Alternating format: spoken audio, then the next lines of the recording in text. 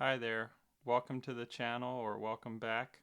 This is a place where I often play music and do covers, but sometimes I like to talk about music too. So today I'm talking about Porter Robinson's second album, Worlds.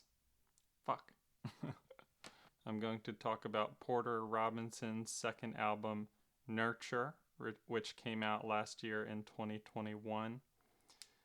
In the previous video, I talked about his first album, Worlds, which I believe came out in 2014.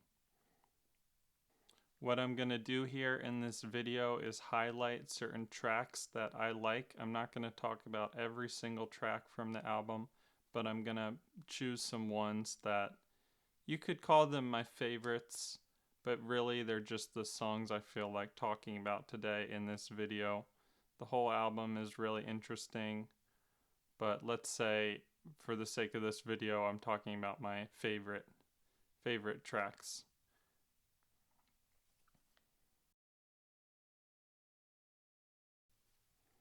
So we start off with the track Lifelike, which is a slow building instrumental opener, and then that leads us into Look at the Sky, track 2.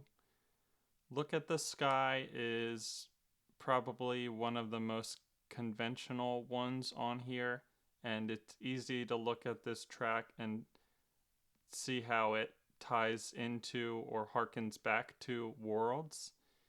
It feels similar to Sad Machine, especially because it has this big hook, the um,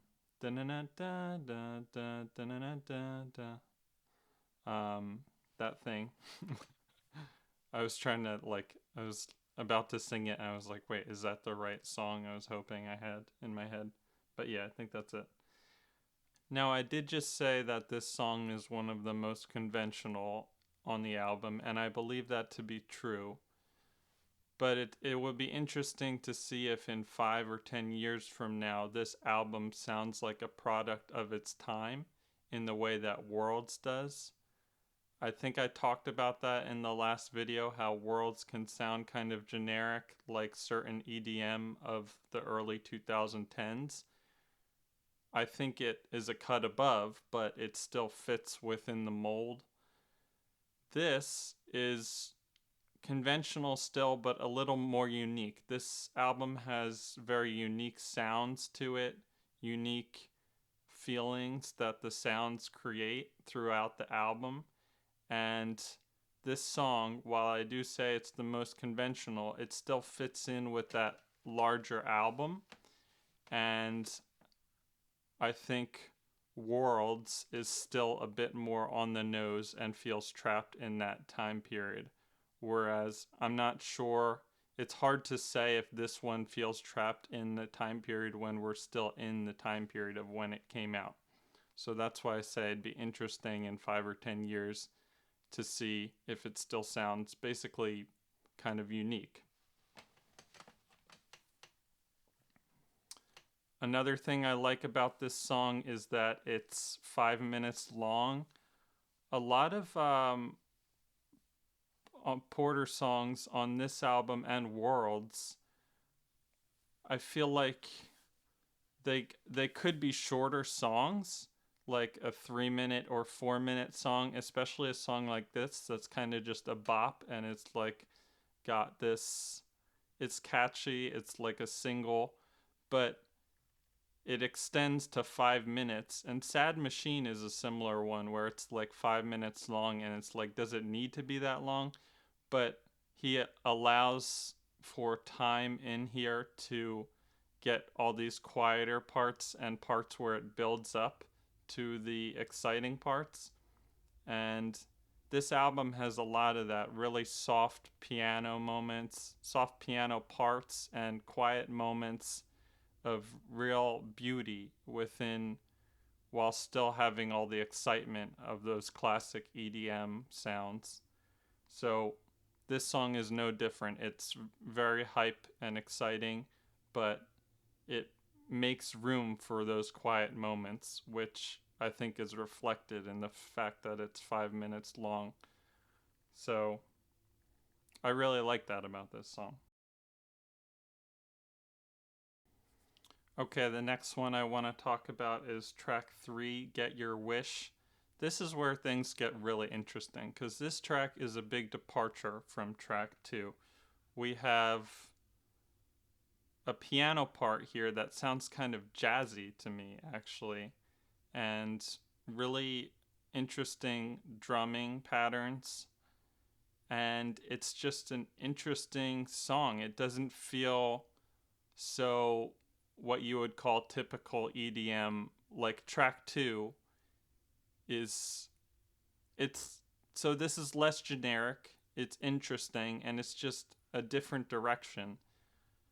If we think back to Worlds, the first 4 or 5 tracks are all kind of hard hitting, and it doesn't stop and breathe a lot. But this album, like I said before, has a lot more breathing room and really interesting moments. So I love the piano part on here. I love the drums.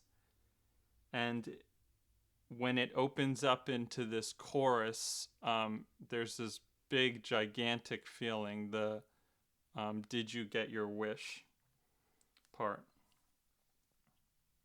Another thing I want to talk about with this track is the lyrics, which I didn't talk about yet on track 2.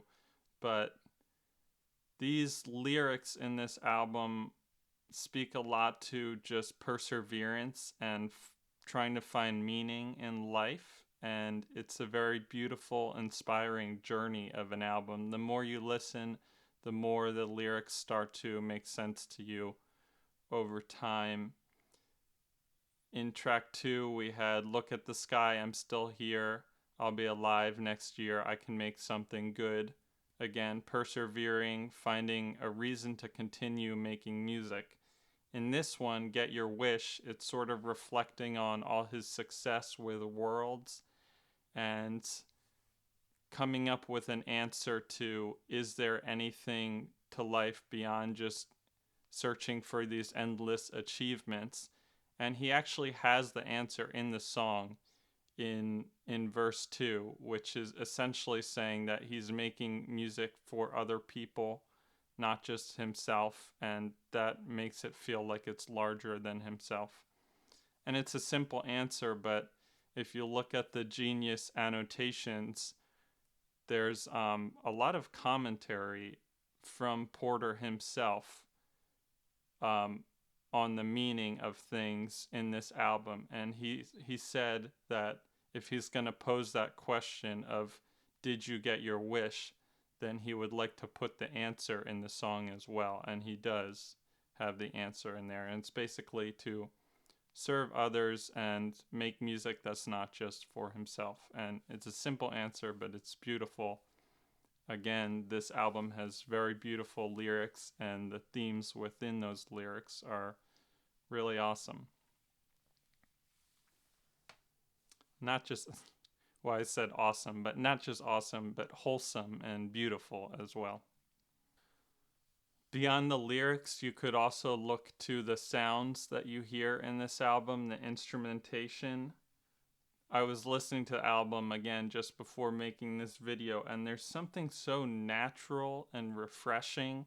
It's like there's not a lot of hard edges on this album. Even in track 2 on Look at the Sky, where it has that big kind of chorus with the instrumental hook and it's exciting, there still doesn't feel like there's as many hard edges or intense moments as there are on Worlds. Worlds is like, you can really, it has something that now feels kind of hyper and big and grand.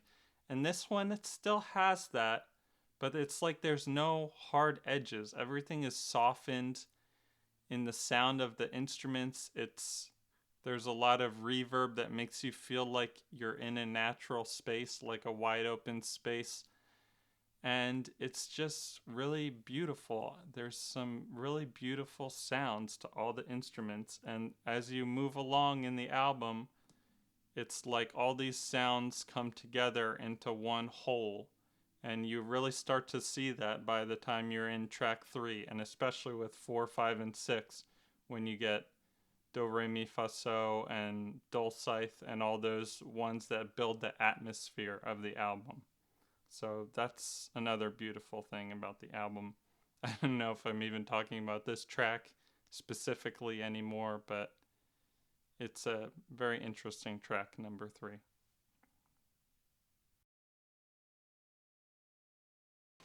Okay, the next track I want to talk about is called Do Re Mi Fa So La Ti Do. I kid you not, that's the name of the song. And when I was listening back to this just now, the album, and deciding what tracks I want to talk about, it seemed like Musicians should obviously be one I talk about, number 5. And that was actually the track that got me into this album. Before I had heard the whole album, I kept coming back to that song Musician and playing it all the time. And it's a really catchy song and it's good, but at this point, I don't feel like I have much to say about it. But track 6, when I was listening just now, I realized how Do Re Mi Fa So is like a nursery rhyme, and there's something very childlike about this song. And I was again reading the Genius annotations, and I mean, it seems obvious in hindsight, but I had listened to this album so many times, and I never took the time to reflect and be like, huh, that's like Do Re Mi Fa So is a nursery rhyme, childlike, playful, and that just hit me when I was listening just now. It's like, oh, there's something really childlike, playful, and it's like you're in a dream fantasy of being a child again when you're listening to this track 6, which is just this meandering thing that unfolds and comes together again, and the drums come in like 1 minute or 2 minutes into it, and it's not like a real obvious drum beat that you can follow. It's interesting patterns, and again, it feels playful, meandering, childlike. And so I picked up on what he was going for, because again, I'm reading the Genius annotations. This is really cool that there's so much commentary from Porter in the Genius annotations. He says, I wrote this song after listening to this artist Cornelius for the first time. It was one of those situations where people had told me over and over again how much I was going to love him, but it almost got overwhelming, so I sort of avoided it. Then I finally listened and wrote this song in 8 hours. It feels like rollerblading through my neighborhood, just feeling free and in this childlike state. So again, really beautiful track there.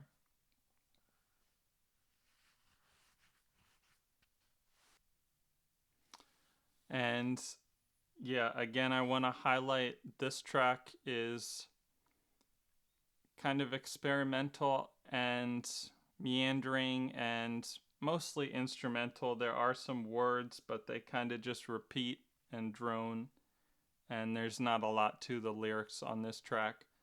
But the instrumentation and the sounds, there's interesting glitches happening and vocal chops and a lot of interesting things in the production that are kind of experimental, but it's very subdued and soft.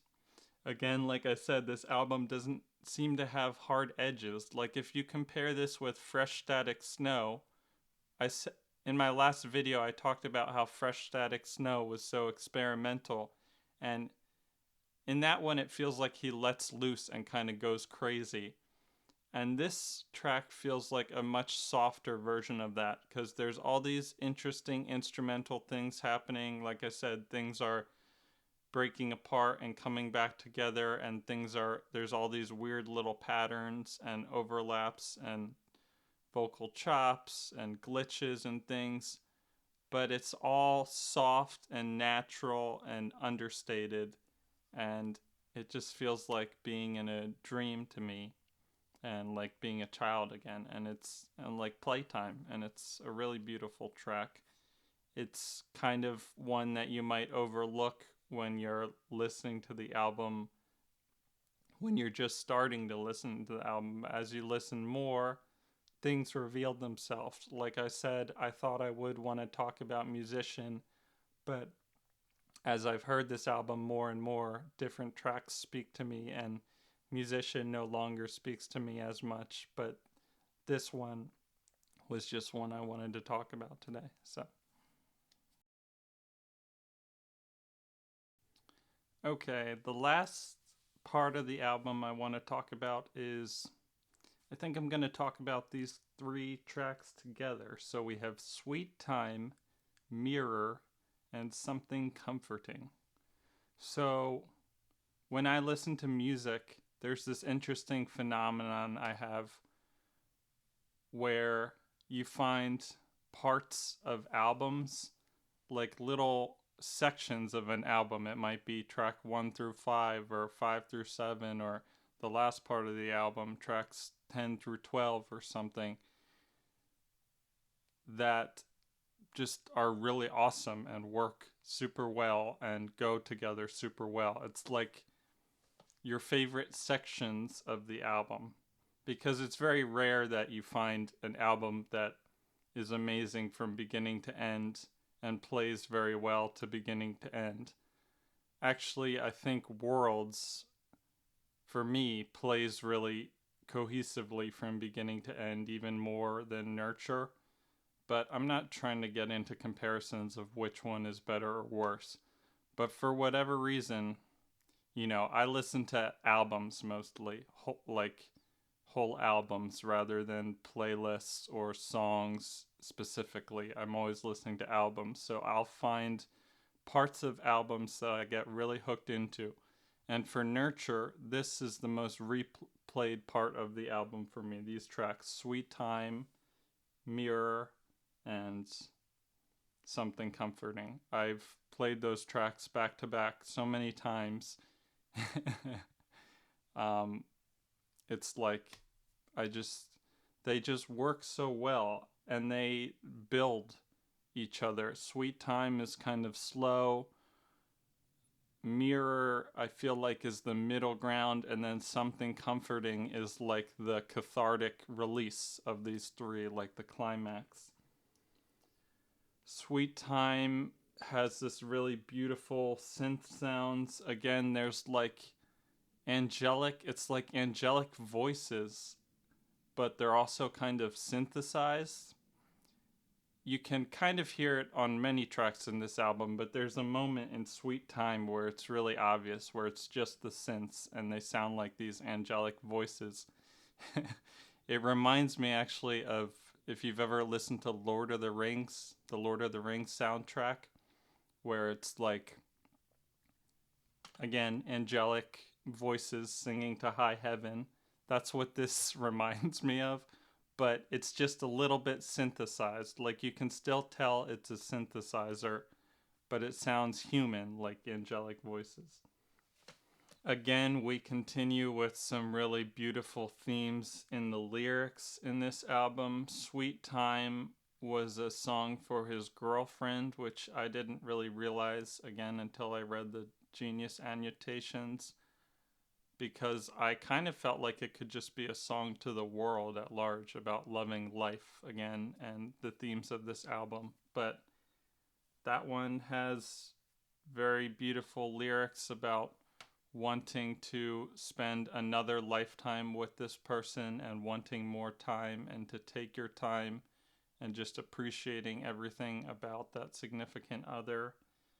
Mirror kind of continues the themes of dealing with your inner voice and self-criticism, and how that can be that self-criticism can motivate you to produce your work, but also can be really destructive. And this kind of continues the themes from Look at the Sky, from track 2, of deciding to move on and make music in spite of that inner voice, which is often critical. And it's really amazing to see how Porter lays all this out in his lyrics. It's like you see him dealing with his problems, and it like plays out in the lyrics of the songs. And the ending of Mirror has this clip of audio which is sampled from somewhere, and it talks about how, again, perseverance and keep going, and it's like a robotic, distorted, synthesized voice. Again, very, very glitchy, kind of beautiful in a way and weird. But I love that ending of Mirror, how that leads into something comforting. That's just one of my favorite parts of the album. Again, these 3 tracks for me, they just play like so smoothly. It's like, that's why I feel like talking about them all at once, because it's like one section of the album. It might as well be like one song for me, the way I listen to these 3 always back to back. I really love that part of the album. And then that's for me, that's really the highlight of the album for me, those 3 tracks. That's track 9, 10, and 11, and then there's 3 tracks after that, 12, 13, and 14, which are softer and a nice ending to the album, but for some reason never capture me as much.